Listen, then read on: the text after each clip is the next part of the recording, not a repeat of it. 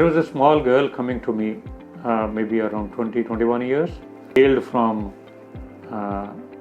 Turkey. Of course, his father then got transferred into Delhi and she came to India to settle down back in our own country. The young girl had very severe ulcerative colitis, so much of bleeding was there. There was cramps and gas in the stomach, and along with the bleed there was time and again she had to go to the loo to pass stools and to find out that there was no stool, hardly any stool. It was primarily mucus and blood only every time that she went to the toilet.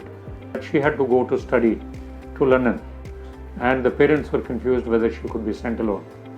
I assured them, we gave her some treatments, and just believe me, the very, very simple remedies of Ayurveda, including of course the Swarnabhasma.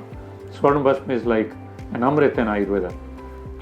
The use of gold is absolutely wonderful, and I have hundreds of patients who are receiving gold medicine from me for different ailments, but especially in case of ulcerative colitis, in case of Crohn's, in case of hiatus hernia, duodenal ulcer, gold compounds with several other medicines which are effective for those particular illnesses, it produces wonderful results.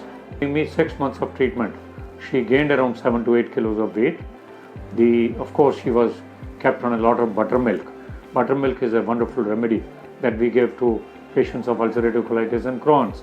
Half of the diet used to be only buttermilk, the gold medicine, some Parpati Chikitsa, and some kinds of Panchakarma treatments also we instituted. And in around 6 months, she gained around 8 to 10 kilos of weight. She was absolutely fine, and it is almost 2 years that the patient is doing absolutely well. There is no problem with the patient at all.